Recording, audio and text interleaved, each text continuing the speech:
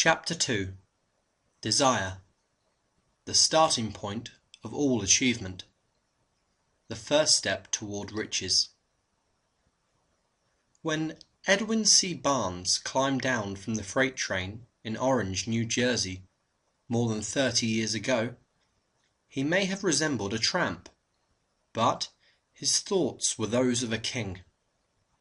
As he made his way from the railroad tracks to Thomas A. Edison's office, his mind was at work. He saw himself standing in Edison's presence. He heard himself asking Mr. Edison for an opportunity to carry out the one consuming obsession of his life, a burning desire to become the business associate of the great inventor. Barnes's desire was not a hope. It was not a wish. It was a keen, pulsating desire, which transcended everything else. It was definite. The desire was not new when he approached Edison. It had been Barnes's dominating desire for a long time. In the beginning, when the desire first appeared in his mind, it may have been, probably was, only a wish. But it was no mere wish when he appeared before Edison with it. A few years later, Edwin C. Barnes again stood before Edison in the same office where he first met the inventor. This time, his desire had been translated into reality. He was in business with Edison. The dominating dream of his life had become a reality. Today, people who know Barnes envy him because of the break life yielded him. They see him in the days of his triumph, without taking the trouble to investigate the cause of his success. Barnes succeeded because he chose a definite goal, placed all his energy, all his willpower, all his effort, everything back of that goal.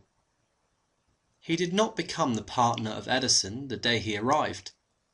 He was content to start in the most menial work, as long as it provided an opportunity to take even one step toward his cherished goal. 5 years passed before the chance he had been seeking made its appearance. During all those years, not one ray of hope, not one promise of attainment of his desire had been held out to him. To everyone except himself, he appeared only another cog in the Edison business wheel. But in his own mind, he was the partner of Edison every minute of the time, from the very day that he first went to work there. It is a remarkable illustration of the power of a definite desire. Barnes won his goal because he wanted to be a business associate of Mr. Edison, more than he wanted anything else. He created a plan by which to attain that purpose, but he burned all bridges behind him. He stood by his desire until it became the dominating obsession of his life, and finally a fact. When he went to Orange, he did not say to himself, "I will try to induce Edison to give me a job of some sort." He said, "I will see Edison and put him on notice that I have come to go into business with him." He did not say, "I will work there for a few months, and, if I get no encouragement, I will quit and get a job somewhere else." He did say, "I will start anywhere. I will do anything Edison tells me to do, but before I am through, I will be his associate." He did not say, "I will keep my eyes open for another opportunity, in case I fail to get what I want in the Edison organization." He said, "There is but one thing in this world that I am determined to have, and that is a business association with Thomas A. Edison. I will burn all bridges behind me and stake my entire future on my ability to get what I want. He left himself with no possible way of retreat. He had to win or perish. That is all there is to the Barnes story of success. A long while ago, a great warrior faced a situation which made it necessary for him to make a decision which ensured his success on the battlefield.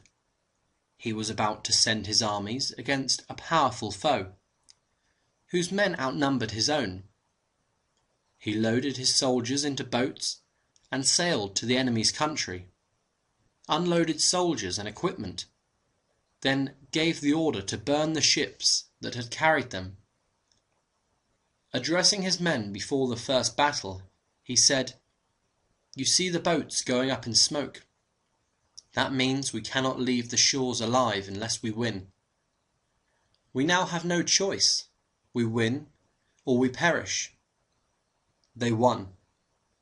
Every person who wins in any undertaking must be willing to burn his ships and cut all courses of retreat.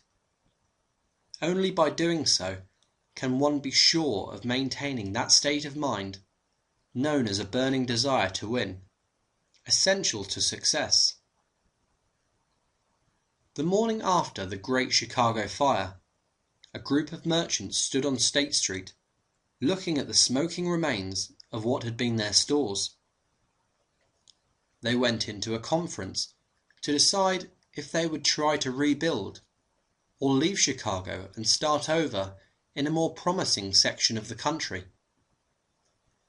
They reached a decision, all except one, to leave Chicago.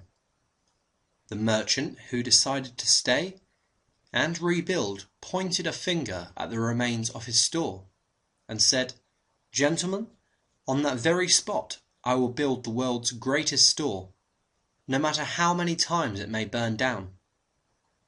That was more than 50 years ago. The store was built. It stands there today, a towering monument to the power of that state of mind, known as a burning desire. The easy thing for Marshall Field to have done would have been exactly what his fellow merchants did. When the going was hard and the future looked dismal, they pulled up and went where the going seemed easier. Mark well this difference between Marshall Field and the other merchants, because it is the same difference which distinguishes Edwin C. Barnes from thousands of other young men who have worked in the Edison organization. It is the same difference which distinguishes practically all who succeed from those who fail. Every human being who reaches the age of understanding of the purpose of money wishes for it. Wishing will not bring riches, but desiring riches with a state of mind that becomes an obsession, then planning definite ways and means to acquire riches, and backing those plans with persistence, which does not recognize failure, will bring riches. The method by which desire for riches can be transmuted into its financial equivalent consists of 6 definite, practical steps, viz. First, fix in your mind the exact amount of money you desire. It is not sufficient merely to say, "I want plenty of money." Be definite as to the amount. There is a psychological reason for definiteness which will be described in a subsequent chapter. Second, determine exactly what you intend to give in return for the money you desire. There is no such reality as something for nothing. Third, establish a definite date when you intend to possess the money you desire. Fourth, create a definite plan for carrying out your desire, and begin at once, whether you are ready or not, to put this plan into action. Fifth, write out a clear, concise statement of the amount of money you intend to acquire. name the time limit for its acquisition, state what you intend to give in return for the money, and describe clearly the plan through which you intend to accumulate it. Sixth, read your written statement aloud, twice daily, once just before retiring at night, and once after arising in the morning. As you read, see and feel and believe yourself already in possession of the money. It is important that you follow the instructions described in these 6 steps. It is especially important that you observe and follow the instructions in the 6th paragraph. You may complain that it is impossible for you to see yourself in possession of money before you actually have it. Here is where a burning desire will come to your aid. If you truly desire money so keenly that your desire is an obsession, you will have no difficulty in convincing yourself that you will acquire it. The object is to want money, and to become so determined to have it that you convince yourself you will have it. Only those who become money conscious ever accumulate great riches. Money consciousness means that the mind has become so thoroughly saturated with the desire for money that one can see oneself already in possession of it. To the uninitiated, who has not been schooled in the working principles of the human mind, these instructions may appear impractical. It may be helpful to all who fail to recognize the soundness of the 6 steps to know that the information they convey was received from Andrew Carnegie, who began as an ordinary laborer in the steel mills, but managed, despite his humble beginning, to make these principles yield him a fortune of considerably more than $100 million. It may be a further help to know that the 6 steps here recommended were carefully scrutinized by the late Thomas A. Edison, who placed his stamp of approval upon them as being not only the steps essential for the accumulation of money, but necessary for the attainment of any definite goal. The steps call for no hard labor. They call for no sacrifice. They do not require one to become ridiculous or credulous. To apply them calls for no great amount of education. But the successful application of these 6 steps does call for sufficient imagination to enable one to see and to understand that accumulation of money cannot be left to chance, good fortune and luck. One must realize that all who have accumulated great fortunes first did a certain amount of dreaming, hoping, wishing, desiring and planning before they acquired money. You may as well know right here that you can never have riches in great quantities unless you can work yourself into a white heat of desire for money, and actually believe you will possess it. You may as well know also that every great leader from the dawn of civilization down to the present was a dreamer. Christianity is the greatest potential power in the world today, because its founder was an intense dreamer who had the vision and the imagination to see realities in their mental and spiritual form before they had been transmuted into physical form. If you do not see great riches in your imagination, you will never see them in your bank balance. Never in the history of America has there been so great an opportunity for practical dreamers as now exists. The 6-year economic collapse has reduced all men substantially to the same level.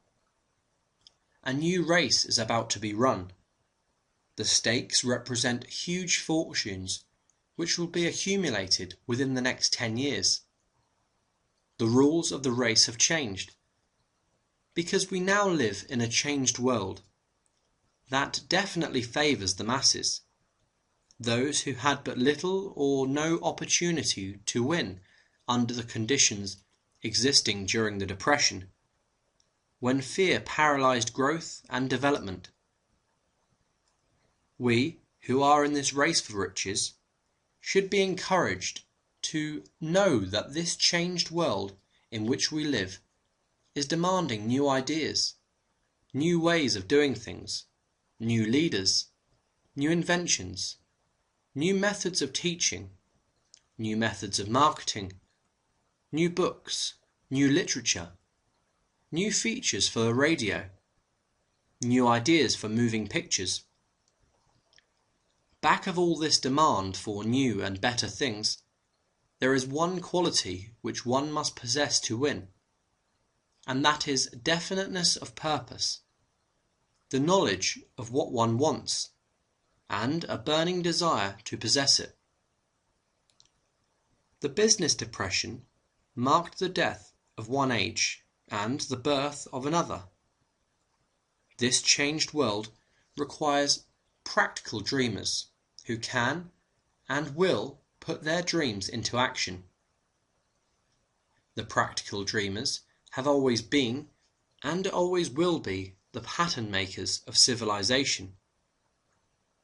We who desire to accumulate riches should remember the real leaders of the world always have been men who harnessed and put into practical use the intangible, unseen forces of unborn opportunity, and have converted those forces or impulses of thought into skyscrapers, cities, factories, airplanes, automobiles, and every form of convenience that makes life more pleasant.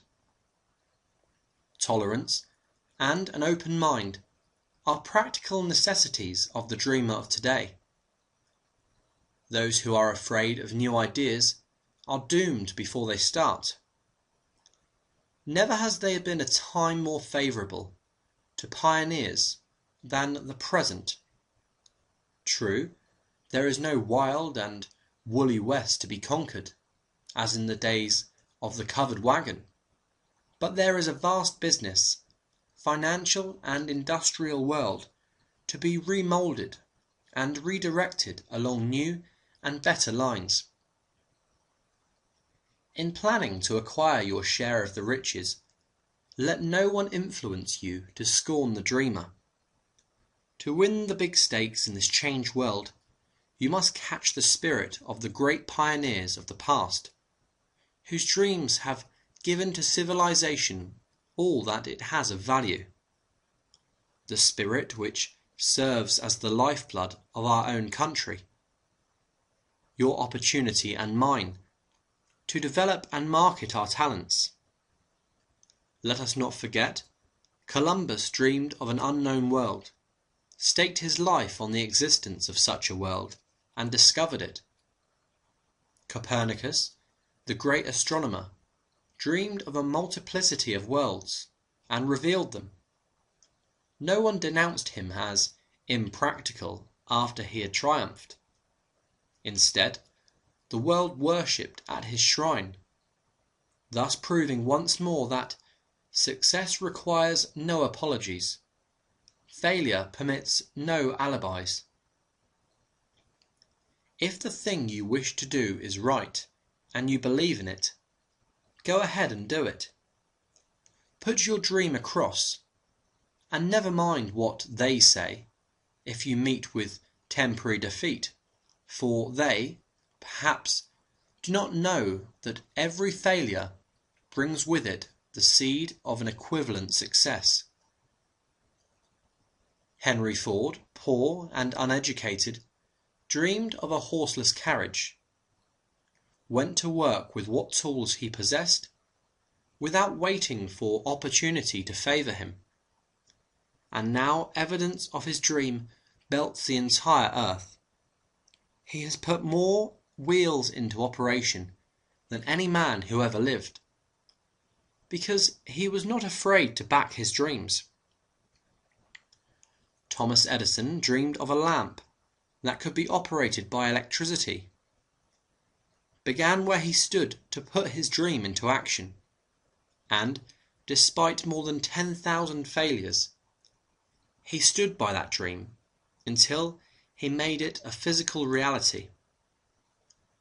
Practical dreamers do not quit. Whelan dreamed of a chain of cigar stores, transformed his dream into action, and now the United Cigar Stores occupy the best corners in America. Lincoln dreamed of freedom for the black slaves, put his dream into action, and barely missed living to see a united North and South translate his dream into reality. The Wright brothers dreamed of a machine that would fly through the air. Now one may see evidence all over the world that they dreamed soundly.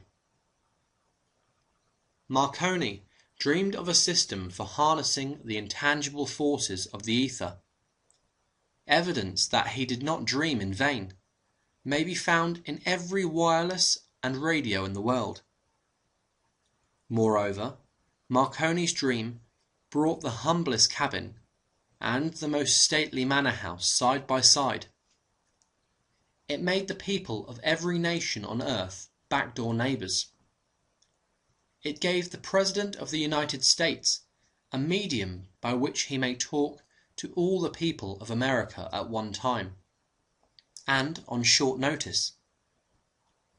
It may interest you to know that Marconi's friends had taken him into custody and examined him in a psychopathic hospital, where he announced he had discovered a principle through which he could send messages through the air without the aid of wires or other direct physical means of communication. The dreamers of today fare better. The world has become accustomed to new discoveries. Nay, it has shown a willingness to reward the dreamer who gives the world a new idea. The greatest achievement was, at first and for a time, but a dream. The oak sleeps in the acorn, the bird waits in the egg, and, in the highest vision of the soul, a waking angel stirs. Dreams are the seedlings of reality. Awake, arise and assert yourself, you dreamers of the world.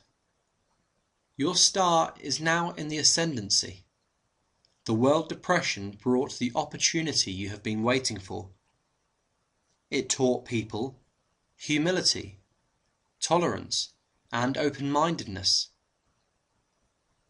The world is filled with an abundance of opportunity which the dreamers of the past never knew. A burning desire to be and to do is the starting point from which the dreamer must take off. Dreams are not born of indifference, laziness, or lack of ambition. The world no longer scoffs at the dreamer, nor calls him impractical. If you think it does, take a trip to Tennessee and witness what a dreamer president has done in the way of harnessing and using the great water power of America. A score of years ago, such a dream would have seemed like madness. You have been disappointed. You have undergone defeat during the Depression. You have felt the great heart within you crushed until it bled. Take courage, for these experiences have tempered the spiritual metal of which you are made. They are assets of incomparable value. Remember, too, that all who succeed in life get off to a bad start and pass through many heartbreaking struggles before they arrive. The turning point in the lives of those who succeed usually comes at the moment of some crisis through which they are introduced to their other selves. John Bunyan wrote The Pilgrim's Progress, which is among the finest of all English literature, after he had been confined in prison and sorely punished, because of his views on the subject of religion. O. Henri discovered the genius which slept within his brain, after he had met with the great misfortune, and was confined in a prison cell in Columbus, Ohio. Being forced through misfortune to become acquainted with his other self, and to use his imagination, he discovered himself to be a great author instead of a miserable criminal and outcast. Strange and varied are the ways of life, and stranger still are the ways of infinite intelligence, through which men are sometimes forced to undergo all sorts of punishment before discovering their own brains, and their own capacity to create useful ideas through imagination. Edison, the world's greatest inventor and scientist, was a tramp telegraph operator. He failed innumerable times before he was driven, finally, to the discovery of the genius which slept within his brain. Charles Dickens began by pasting labels on blackening pots. The tragedy of his first love penetrated the depths of his soul, and converted him into one of the world's truly great authors. That tragedy produced, first, David Copperfield, then a succession of other works that made this a richer and better world for all those who read his books. Disappointment over love affairs generally has the effect of driving men to drink and women to ruin, and this because most people never learn the art of transmuting their strongest emotions into dreams of a constructive nature. Helen Keller became deaf, dumb and blind shortly after birth. Despite her greatest misfortune, she has written her name indelibly in the pages of history of the great. Her entire life has served as evidence that no one ever is defeated until defeat has been accepted as a reality. Robert Burns was an illiterate country lad. He was cursed by poverty, and grew up to be a drunkard in the bargain.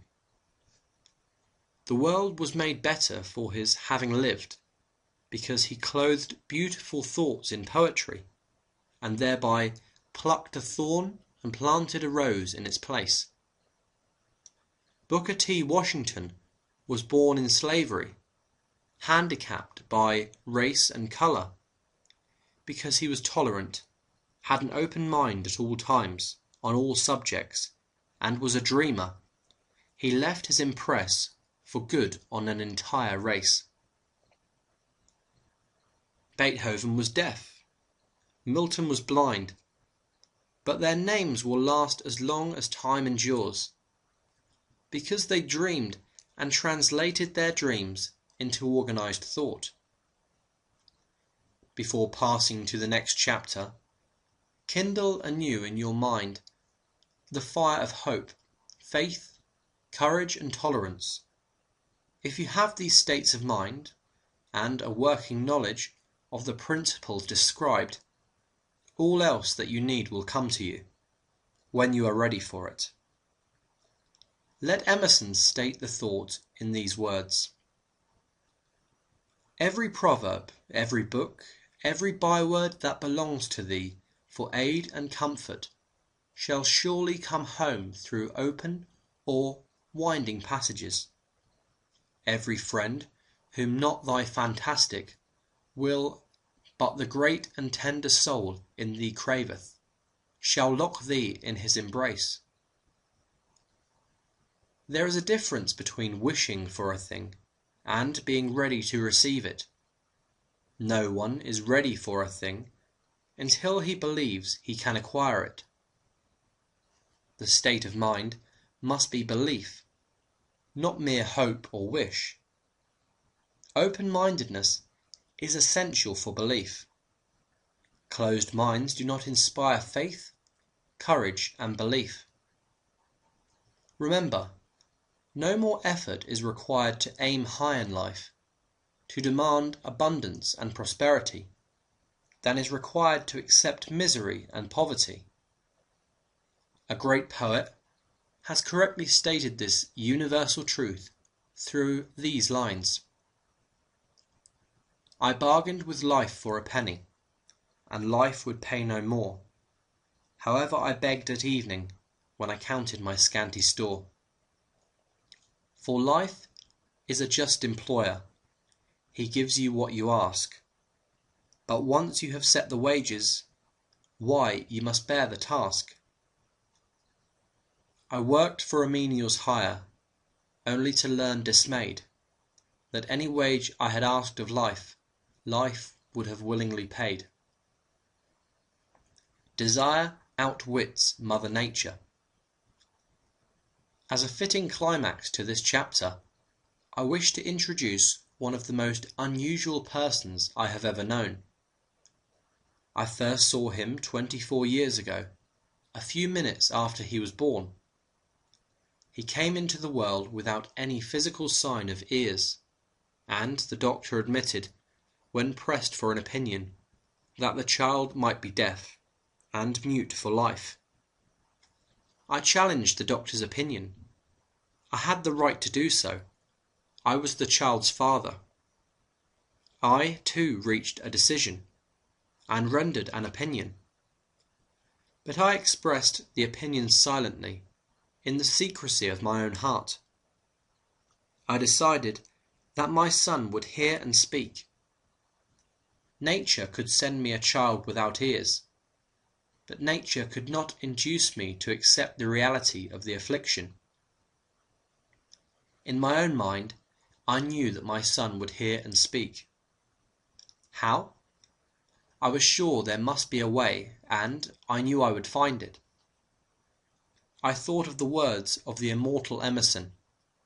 The whole course of things goes to teach us faith. We need only obey.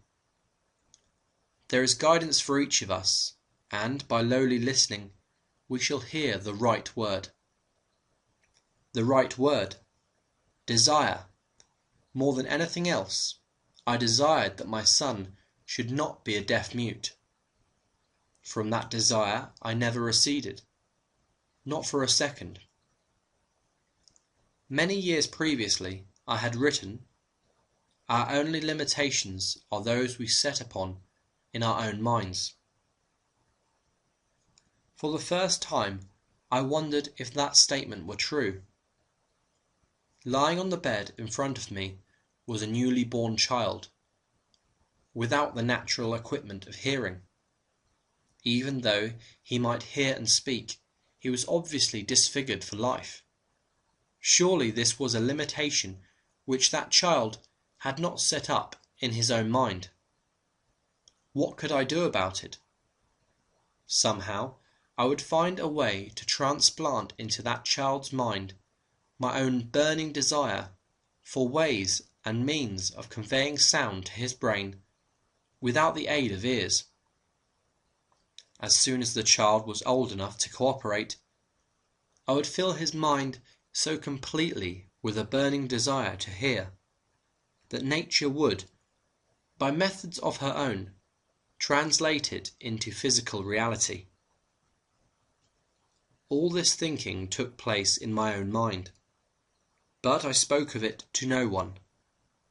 Every day I renewed the pledge I had made to myself, not to accept a deaf-mute for a son.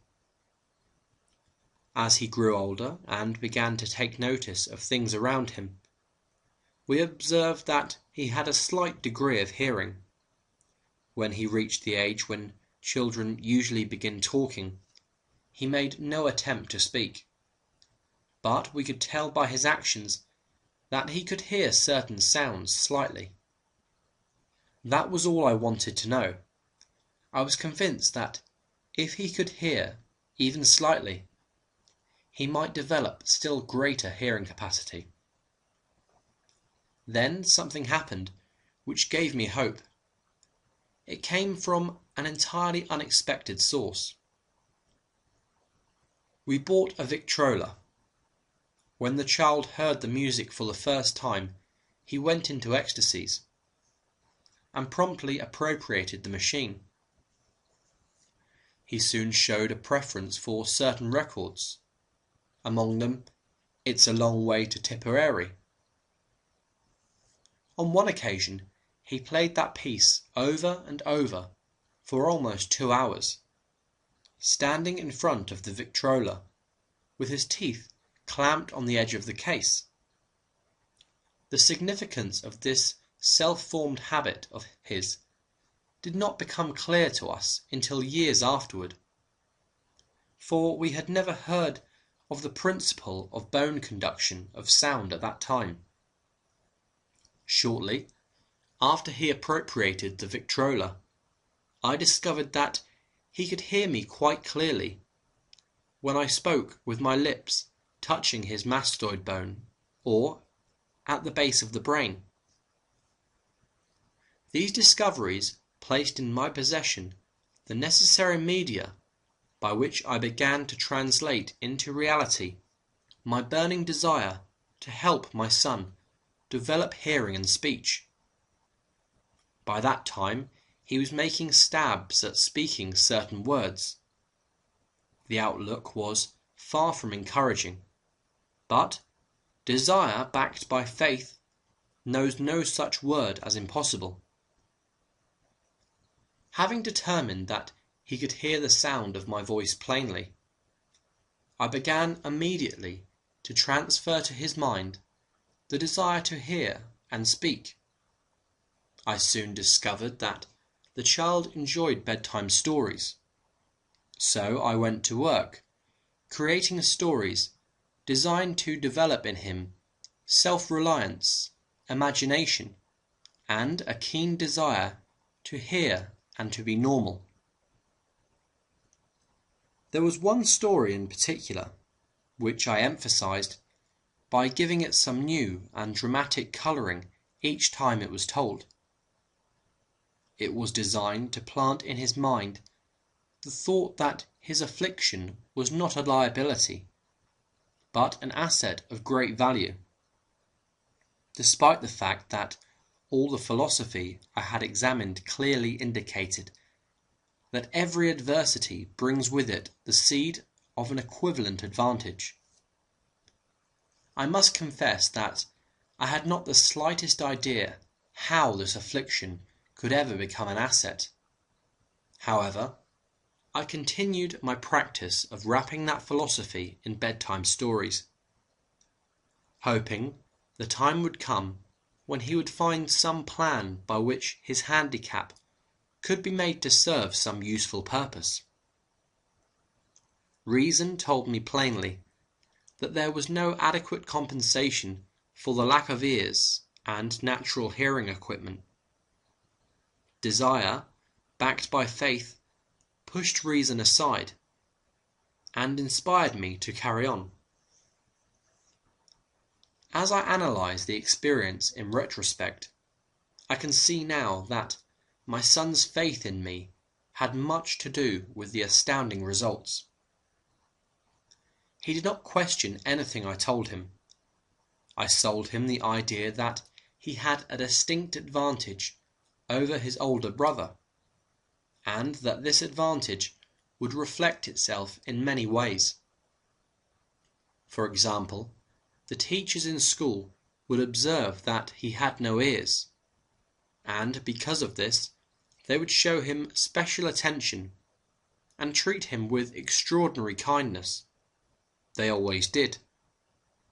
His mother saw to that by visiting the teachers and arranging with them to give the child the extra attention necessary.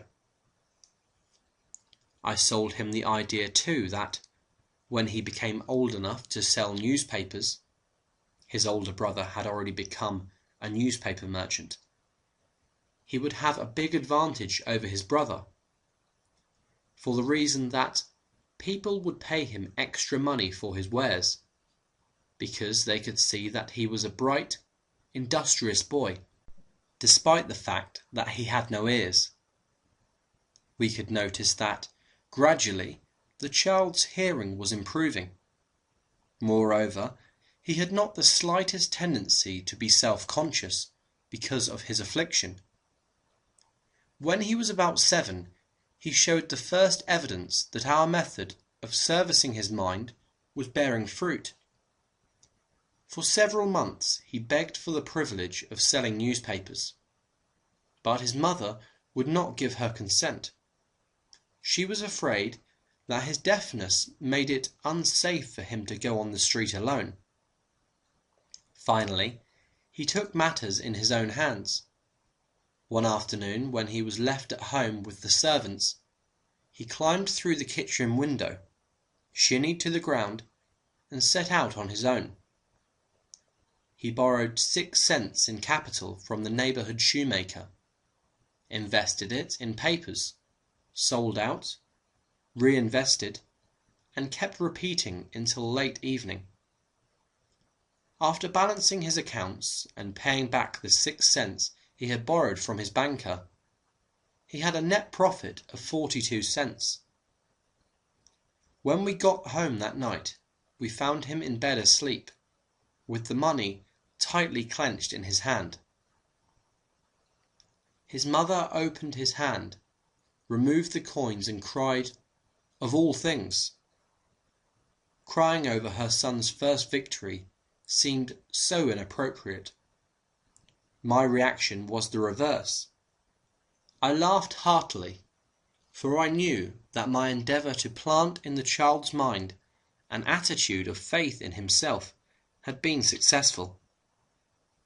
His mother saw in his first business venture a little deaf boy who had gone out into the streets and risked his life to earn money.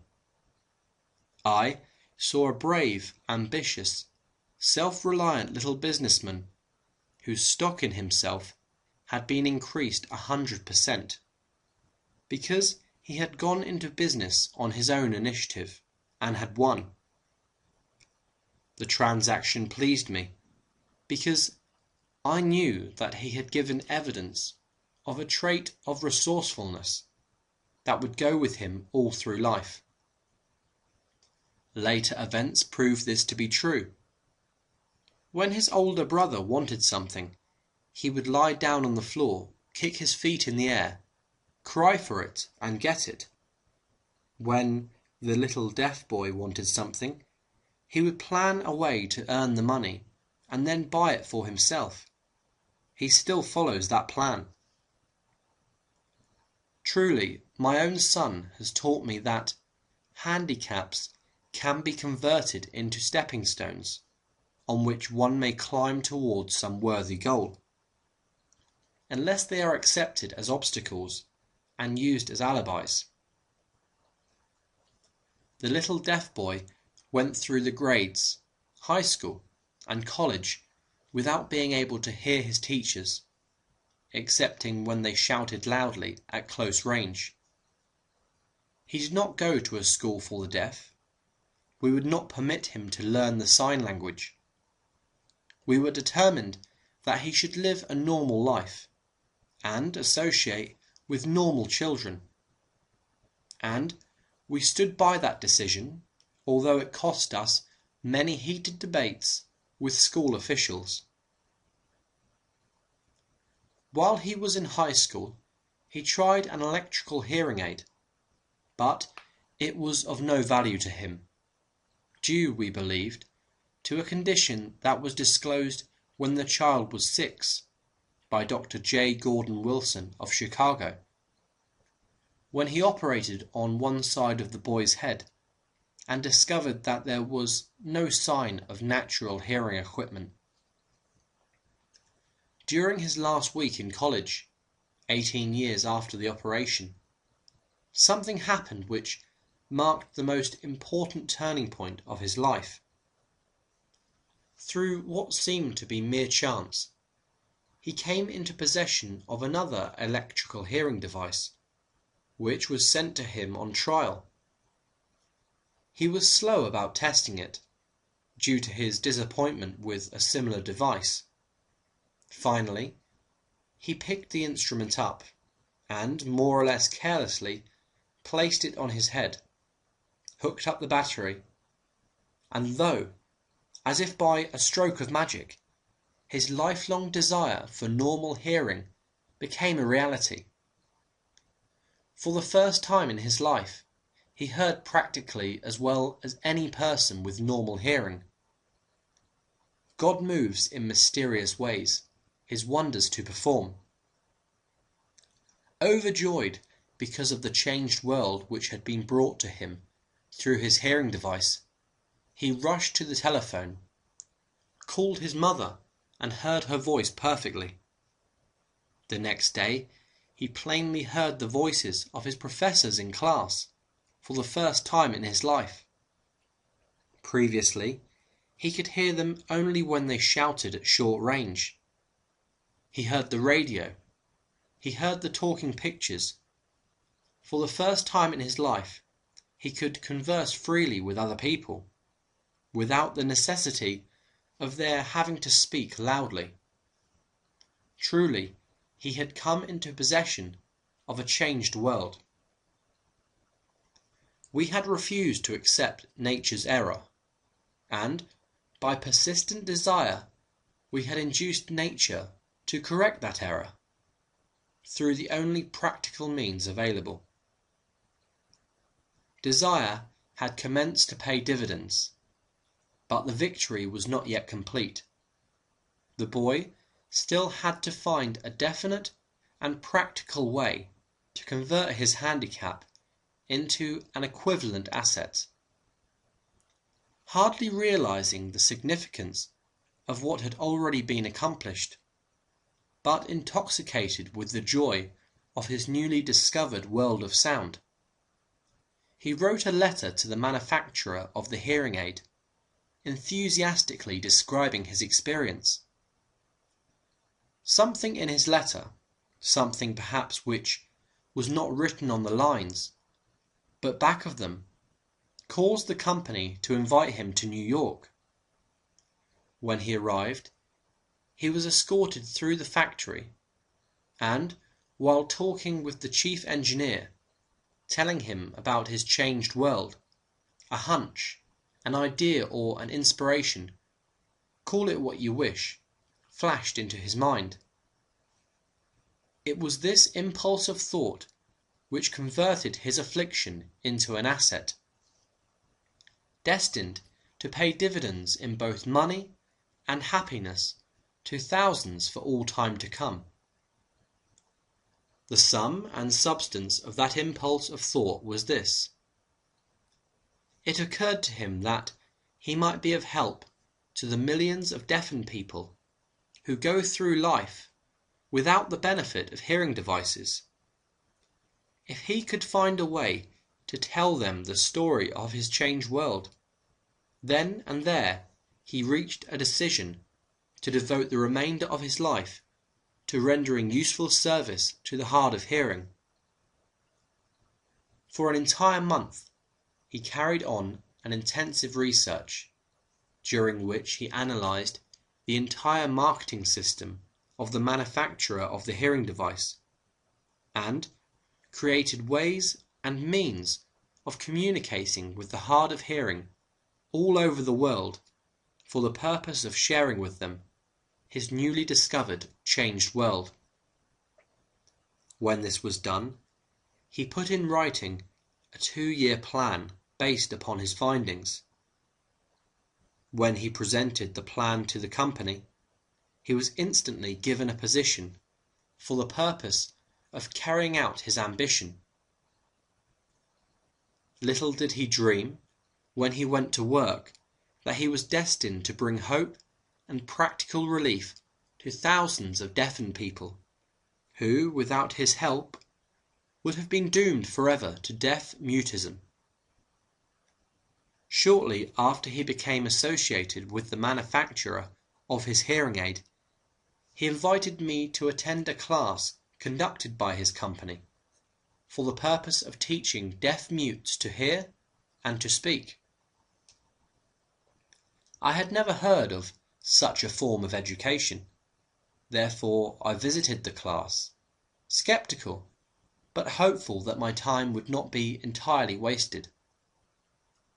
Here I saw a demonstration which gave me a greatly enlarged vision of what I had done to arouse and keep alive in my son's mind the desire for normal hearing. I saw deaf mutes actually being taught to hear and to speak through application of the self-same principle I had used more than 20 years previously in saving my son from deaf mutism.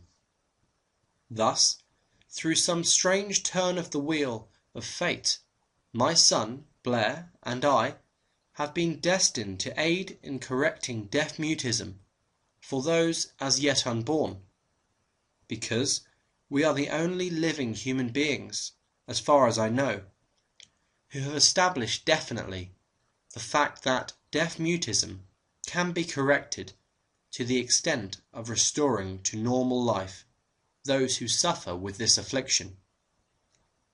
It has been done for one, it will be done for others. There is no doubt in my mind that Blair would have been a deaf mute all his life, if his mother and I had not managed to shape his mind as we did. The doctor who attended at his birth told us confidentially the child might never hear or speak. A few weeks ago, Dr. Irving Voorhees, a noted specialist on such cases, examined Blair very thoroughly. He was astounded when he learned how well my son now hears and speaks, and said his examination indicated that, theoretically, the boy should not be able to hear at all. But the lad does hear, despite the fact that X-ray pictures show there is no opening in the skull whatsoever from where his ears should be to the brain.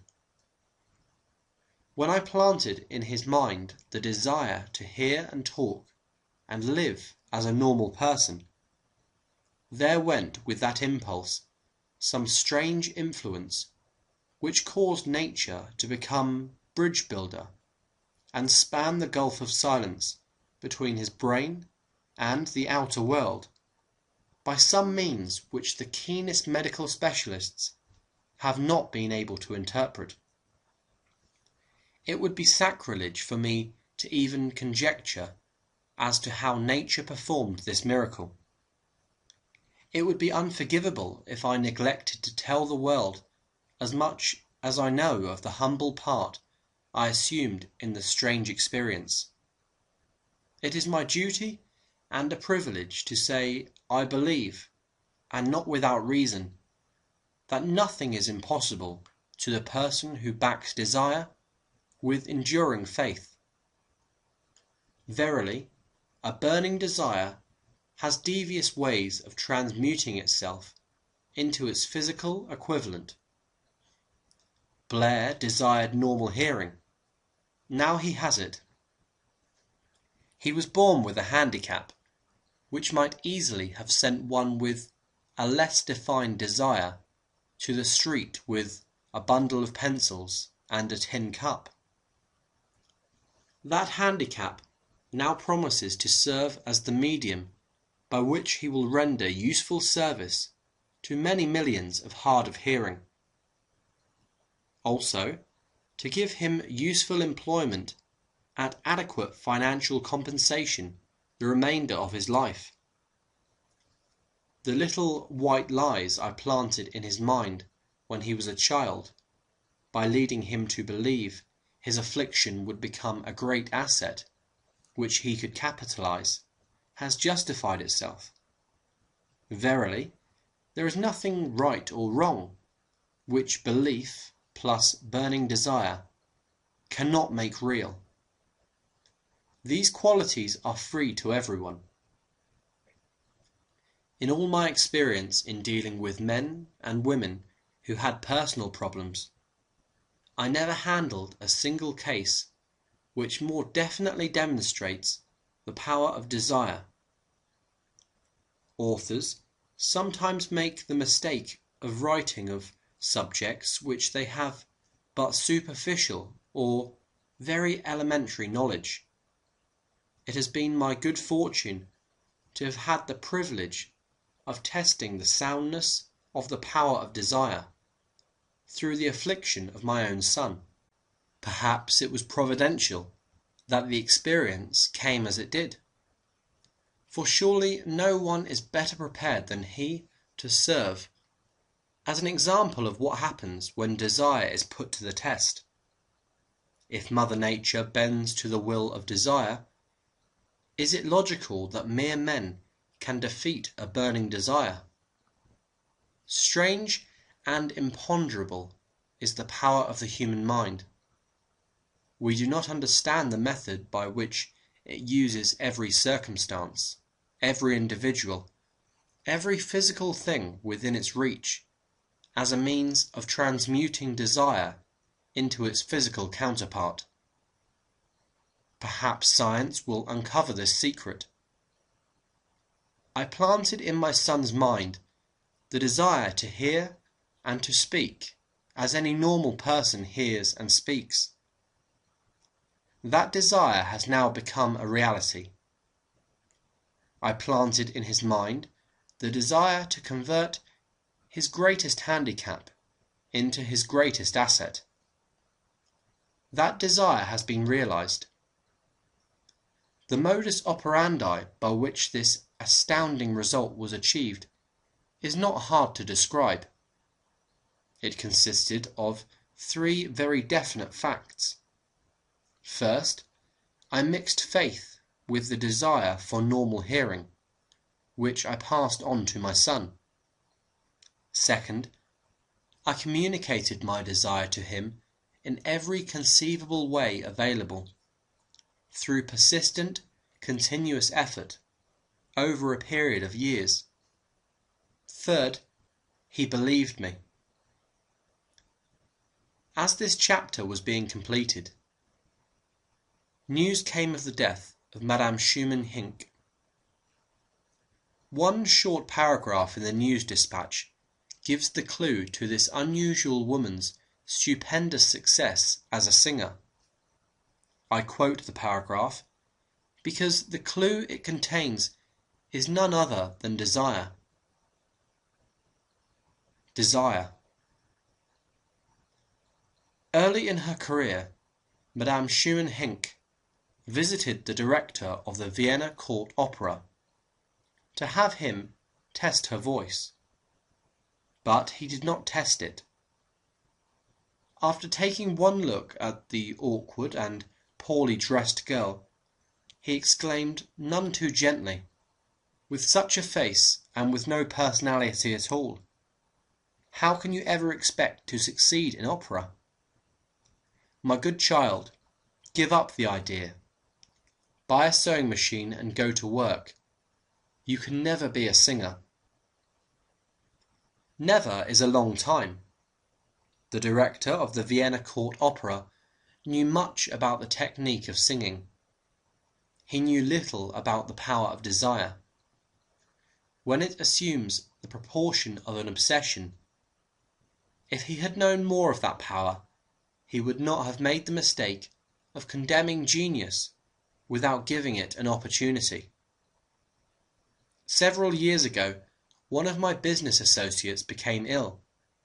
He became worse as time went on, and finally was taken to the hospital for an operation. Just before he was wheeled into the operating room, I took a look at him and wondered how anyone as thin and emaciated as he could possibly go through a major operation successfully. The doctor warned me that there was little, if any, chance of my ever seeing him alive again. But that was the doctor's opinion. it was not the opinion of the patient. Just before he was wheeled away, he whispered feebly, "Do not be disturbed, Chief. I will be out of here in a few days." The attending nurse looked at me with pity, but the patient did come through safely. After it was all over, his physician said, nothing but his own desire to live saved him. He never would have pulled through if he had not refused to accept the possibility of death. I believe in the power of desire backed by faith, because I have seen this power lift men from lowly beginnings to places of power and wealth. I have seen it rob the grave of its victims. I have seen it serve as the medium by which men staged a comeback after having been defeated in 100 different ways. I have seen it provide my own son with a normal, happy, successful life, despite nature's having sent him into the world without ears. How can one harness and use the power of desire? This has been answered through this and the subsequent chapters of this book. This message is going out to the world at the end of the longest and perhaps most devastating depression America has ever known. It is reasonable to presume that the message may come to the attention of many who have been wounded by the depression, those who have lost their fortunes, others who have lost their positions, and great numbers who must reorganize their plans and stage a comeback.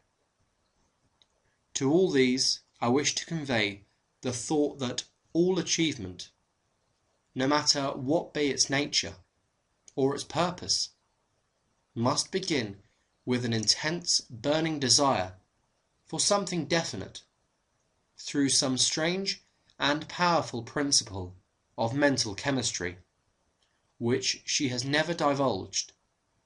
Nature wraps up in the impulse of strong desire, that something which recognizes no such word as impossible, and accepts no such reality as failure.